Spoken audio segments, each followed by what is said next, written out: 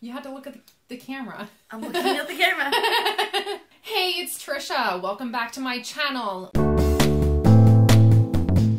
I am joined today by my little cousin, Jocelyn. Introduce yourself. Hi, my name's Jocelyn. I'm Trisha's cousin. Yes. So this is my cousin. So we are doing a new segment on my channel. We are doing little and big book chats. I thought it would be really fun if we read a book and did a buddy read each month where we read one book a month, we read it together, and then did a discussion on it. Before we get started, Jocelyn, how old are you? I'm 12. 12? Okay. I'm 27. What's your favorite genre of book? I don't know what that means. Genre is like a category, like fantasy or realism. Mainly fantasy sci-fi. Fantasy sci-fi? Yeah. Okay. What is your favorite book that you have read most recently? Well, not the book we're going to talk about. You can't talk about that. Most recently, like in this time period. Yeah, I would say like any good book that you've read. I'm going to have to say Rebel Angels by Libya Bray. Did you read A Great and Terrible Beauty? Yes, I did. It's right over there on my nightstand.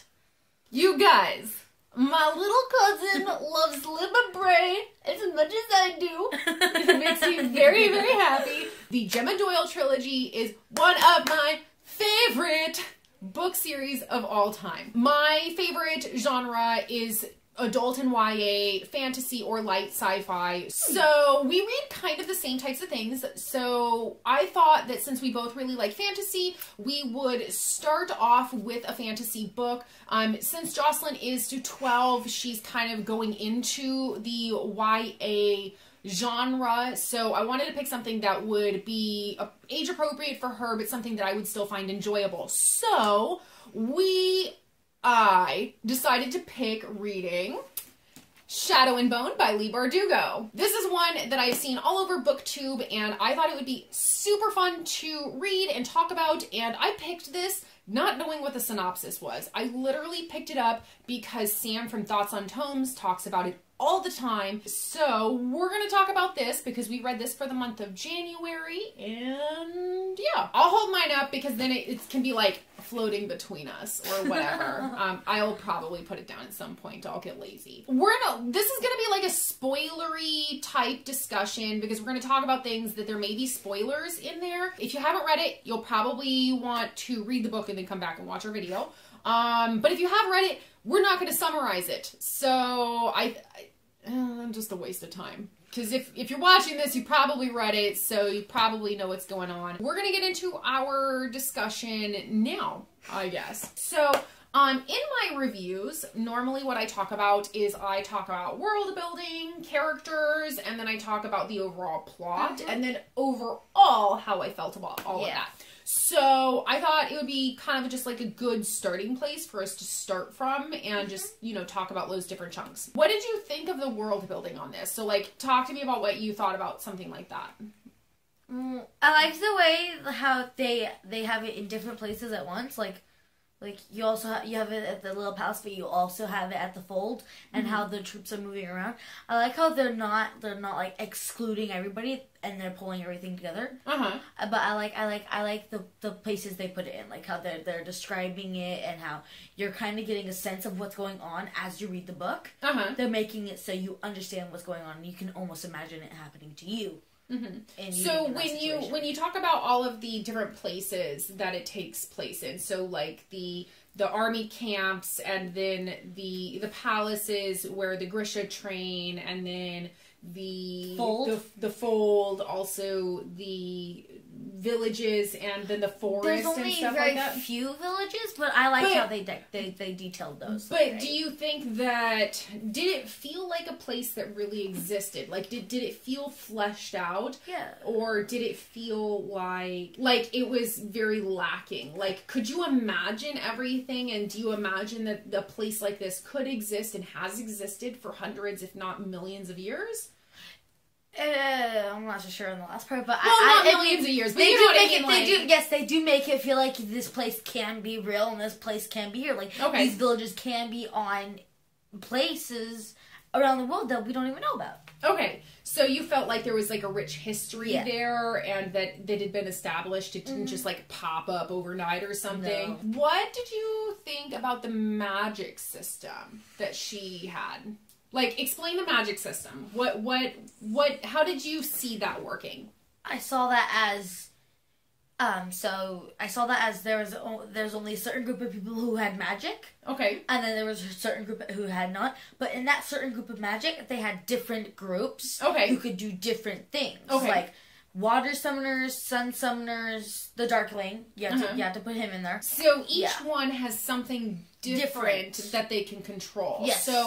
So what did you think about how it seemed almost like science, like the way that that Lee Bardugo talks about how the magic system works is kind of that you're manipulating something almost on like a cellular or a molecular, like you're manipulating the essence of it. So it's almost not magic. It's almost science. It's almost science. So you have like this connection to something very specific, and that's what you're able to manipulate and control, and that's how you're able to do this magic. What did you think of that instead of something like Harry Potter, where you have like wands. Something magical in you and you use the wand to conduct that magic? Well, I think in a way, like how only specific people can control specific things is they're more connected to that. Like how scientists are, there's rocket scientists, theoretical physicists, and nuclear scientists. They each feel partial to one specific thing. Okay. Like how they're better at one thing than they are at another. That's how I feel towards the magic system in this book, because I think it's like they're more partial to one thing than they are to another. Not necessarily saying they can't like maybe influence things a little bit, but... So do you think then that there's the possibility that someone like Alina, who is a sun summoner, do you think that she might actually, with training, be able to manipulate something else? Maybe a little. She might be able to like make small things like it rise up or down if she tries really hard. Well, I mean, I think you can channel energy into other objects and not just specifically use it for one thing. Okay. Because you have to remember, in the book, it took her forever just to light a hallway. She was channeling energy from within herself to do that. She wasn't necessarily like trying to like force light to come here. She was trying to channel energy. That's kind of almost how it works. Yes, but what I mean is, like, do you think that she might be able to do something else besides work with light? Do you think that might be something that we might see in a future book? Possibly. I'm not sure.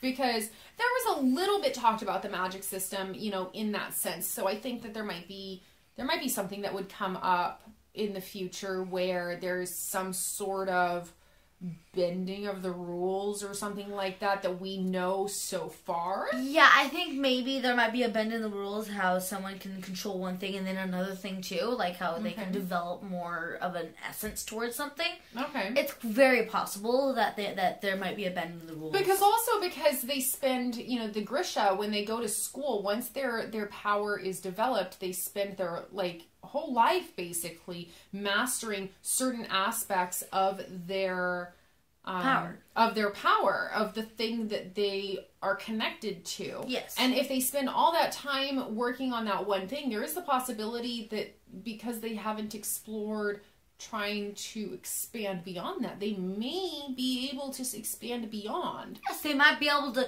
be a sun summoner here and then also be able to like influence water or wind. You never know, because they're not trying. Because they're spending all this time on one thing that they know they can do, that they're not really stretching out to try different things. So the next thing that I usually talk about in like my reviews and discussion things is the characters. So who is your favorite character? Do I have to say? Yes. Oh, I'm torn between two. You have to pick one. I know, I'm trying to. Who is your favorite? I'm gonna have to say, the Darkling. Yes! Yes! I had to say the Darkling because... Okay, why? Well, not only was he different from everyone else, and he's like a one of a kind, just like Alana, but he was also really old. Like, and wise. He knew things better. I mean, he just So- seemed much more lifelike than other people because he knew things that they didn't.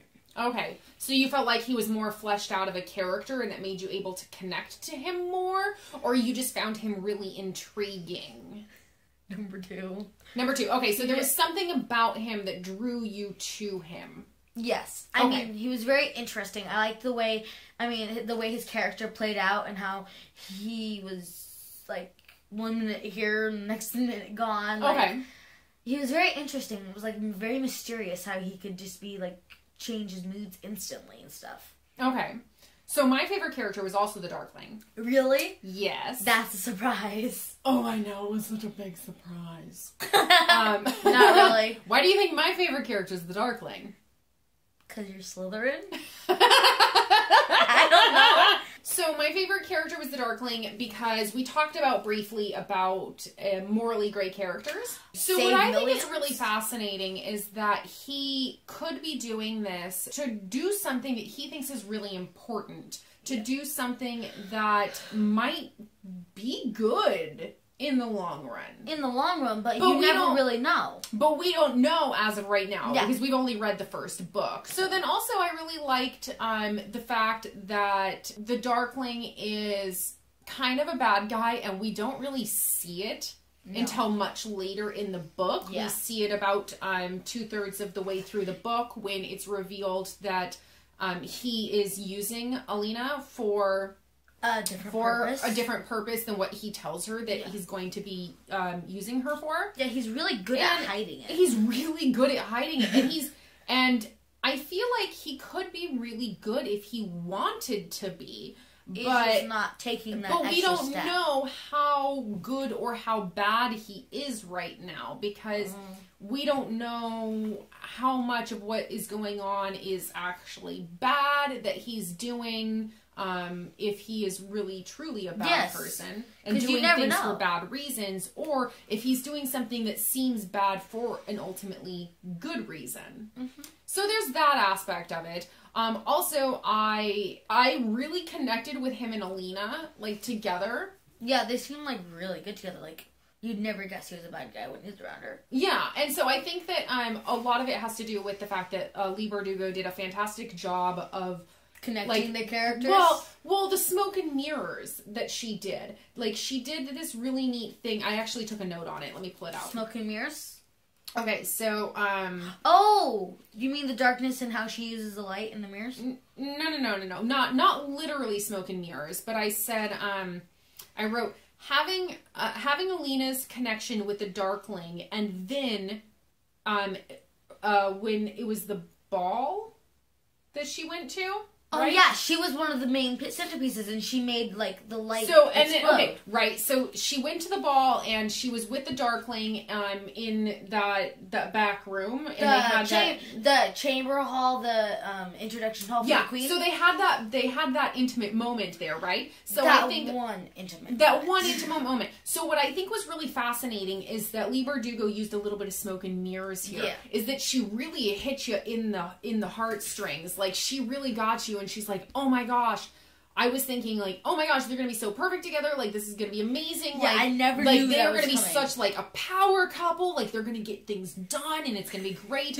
And then there's a big twist. the twist with Mal coming back, that was like the perfect smoke and mirrors to distract us from the fact that the Darkling is actually bad. Yeah. And so Leigh Bardugo did a fantastic job with manipulating emotions that way by bringing that. And this is where, like, I get really conflicted because I have a hard time with love triangles. Oh. I have a really hard time with love triangles. But I feel like Leigh Bardugo did a fantastic job with this because Alina was played by the Darkling. Yes.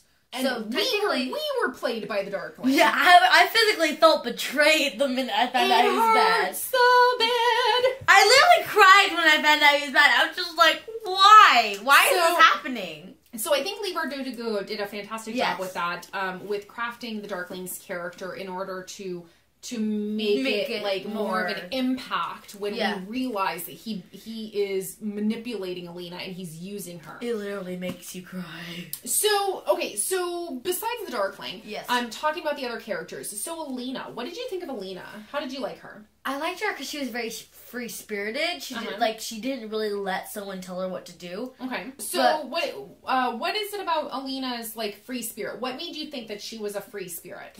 Well, how she breaks the rules. Because she like does things her own way, even though she's not supposed to. Like sneaking into the Grand Palace and trying on the Queen's clothes. Mm-hmm. She broke the rules, but she did it for fun. Do you think that she would have done that had not her friend been with her? Oh, not really. Do you think her friend was, like, influencing her to do that? More or less, but she was more than willing to go, right? Okay. So she's got a little bit of a rebellious streak in her. What did you think? Okay, so I made this note and I wrote love on my tab here because I absolutely love this. I read it. I'm sorry. My note? I'm sorry. I'm sorry. You were in the other room talking to my mom and it was just sitting there. I'm like, why does it say love on this? We were supposed to keep our thoughts and our secrets to ourselves so that we could have this conversation on camera. And this little goes and reads my notes.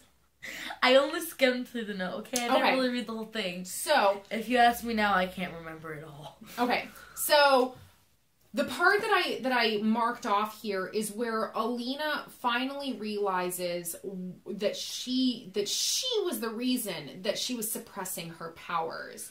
And she was doing it on purpose, all subconsciously, because she didn't want to leave Maul. She didn't want to leave Maul. She didn't want to be taken away from him. She didn't want him to stop caring for her because she had suddenly become Grisha. She didn't want that to put a divide between their friendship. Yeah, you can obviously, because they're really connected, because they've known each other ever since they were born or they had come to the orphanage? Ever since they came to the orphanage, they came within weeks of each other. And they were really connected. I mean... So it really would have hurt her had he suddenly stopped being her friend. Yeah. So the note that I wrote was, it's amazing what understanding and acceptance of ourselves can do. You must love yourself and accept your whole self to make progress to your full potential. So when she finally was able to understand that she had to be willing to let Mal go and understand that she needs to love herself fully for who she is in order to let herself come out, in order to develop her powers and have her full potential. So I thought that was really an interesting thing. It was very interesting, to find out that she was suppressing herself because she didn't want to leave him because he was like her brother. I mean, it was very interesting when you found that. Well, like her brother, but she also we'll talk about that. Yeah. So I think that's something that's really, really interesting is that's something that resonates in real life. How can you really achieve your full potential in something if you are holding yourself back? You can't. You can't. You can't. You need to understand you need to understand yourself. You need to understand that it's a part of you. Mm-hmm. And you need to understand that it's a part of you and that you can't have full access to that part of you if you can't accept it. No. So I think that was a really, really, really interesting thing. So moving on from Alina, and I just was barely touching on this. What did you think of Alina's and Mal's relationship? Like the progression of it overall. Like what did you think of that? It was very slow. Slow? Yeah, he didn't really pick up on her feelings that fast. Even though it was like practically bursting out of her head. Yeah, I mean she was... Yeah. She was quite obvious. Yes, it was very obvious in the beginning. Obvious. And he was just like flirting with the other girls and not even paying attention. Yep. But I noticed that towards the end, he started to realize that she cared for him a little bit. Mm-hmm. Like, it was very slow, but you could see he could kind of... You could see that she cared. He knew that she cared for him. So, do you think that with him not understanding or seeing her feelings, do you think he took advantage of her as a friend? Not really, if you put it like using her to get to other girls. Not using her but, per se, like, but do you think that he neglected her friendship? Regardless of how she felt about him romantically. In a sense, yes. Because I felt like... Neglect it? Yeah. I felt like I was really betrayed by the way that he treated Alina. Yeah, he treated her like a tool. He didn't treat her like he didn't treat her like a friend. No. Like, even if he knew about the way that she cared about him in a romantic sense, it might she never made, I mean, she may have been obvious about it, but she never made an attempt to have a relationship with him romantically or That's anything. because she didn't want to hold him back. Because she wanted nothing but the best for him. Yes. And I feel like he wasn't a very good friend to her overall. No, not really, because he would ignore her and then he would use her for advice. 1 minute, the next at least towards the end. The beginning of the story, after they had, been in the army for a while. So they may not have started out that way. They may have been, like, really great and good friends. Yeah. She literally threw herself in front of a monster for him. So I feel like Mal is almost like he kind of takes advantage of Alina and her friendship and not manipulates her and uses her, but he's not really there. He's like not really there for her. I didn't like it when their relationship progressed to romantic levels. Ow. Because in the forest... never mind. I take that back. So their relationship starts to progress towards romantic levels, and I really didn't care for that. I felt like it was a betrayal. Mal never earned her trust. Like she was so in love with him previously that it seemed almost that she overlooked the fact that he betrayed her in the first place. Yeah, and it may not be like a complete betrayal, but it was close enough. He left her behind. Yeah. He let them take her away. And I know that he wasn't able to respond to her letters or whatever because he wasn't actually getting her letters. But at the same time, like, it just... He could have written her himself. It felt disingenuous for them to end up together at the end of this book. Yeah. I mean, it's not I don't know. My thoughts are really convoluted about that. I'm having a hard time, like, putting my thoughts together. But I just know, like, physically... I had a repulsive reaction to it. I didn't care for it, and I had a really hard time being okay with them being romantically involved. So we're going to talk about a little bit about the plot and some of the plot points in here. The plot. Yeah, I know. I'm just like... Meh. Yeah. So there's just a couple of plot things that I wanted to just, like, chat about briefly. What did you think about finding out about the Darkling... using Alina? I didn't like it. You didn't like it? I felt very betrayed. I mean, those two, they worked really well with each other. Were you 100% surprised? Yes. You were? I was surprised. No. Well, I was maybe 50-50 surprised. Okay. Because you could tell there was kind of a dark side to him, but I was surprised to find that he was using her. I mean, maybe using someone else, but the fact that, I mean... The length he went to get to her trust, it was just shocking. So yeah, I was surprised, but more so I was not. But I did feel betrayed. I felt very, very, very betrayed, and I felt like because Leigh Bardugo was able to do the smoke and mirrors that we talked about earlier, that it really hid the fact that it was going to happen. Yeah. Like, it distracted us enough so that way when it did hit, it was like this bombshell being dropped. And so I was very betrayed and very hurt by that, but I wasn't surprised. I just knew by the behaviors that the Darkling had exhibited so far that it was very much within his character. I know I didn't want it to happen. I didn't want it to happen at all. I mean, I just wanted Alina and the Darkling to end up together. Like, that's all that I wanted in this entire book. What did you think about Alina taking that moment to decide to not kill the stag? You have to admit she's gentle, but It's more so that she didn't feel it was right, because taking the life of an innocent animal and killing it when it didn't do anything to you. Yeah. I mean, just existing isn't a reason to hurt you, but I think more or less she gave it mercy because it deserved it. Okay. I mean, it was just a free roaming spirit animal, but more so by sparing its life, it practically gave its life to her. Yeah. It was gentle with her, too. I mean, it gave its life to her, and it gave her power over the antlers and over the amplifier. Yes. So I think that was really interesting. Yes. I think that what this sets up for is it sets up for a really interesting dynamic for Alina. Yes. And that what we were talking about, morally gray characters. Like, up to this point, it had seemed like Alina was good, like, all the way through, but... And this is further proof that she is a good person. Yes, but... because she's unwilling to take the life even though she knows that she needs to. She's unwilling to sacrifice another person's life even though it means she's practically condemning herself to a life of torment in prison. But you said she's unwilling to take another person's life. I mean, but then what about the skiff in the Shadowfold when the Darkling has taken her and Mao and all of those other people out on the skiff, and he then destroys that village on the other side of the Shadowfold? She lets that skiff go down and retracts her light and leaves them all to die. What I'm talking about is Alina's decision.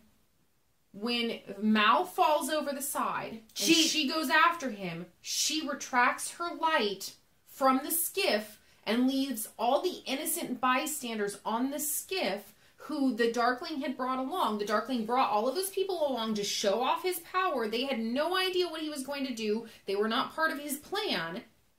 She leaves them to die in the Shadowfold. Oh, but I know. She felt betrayed.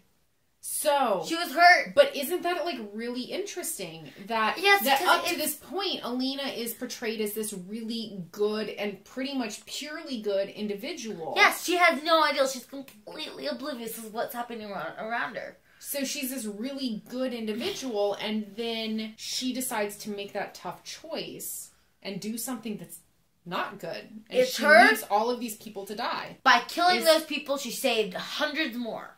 Yes, and I understand that, but that's what makes her a morally gray character. I know she's morally gray. I'm not saying she's perfect.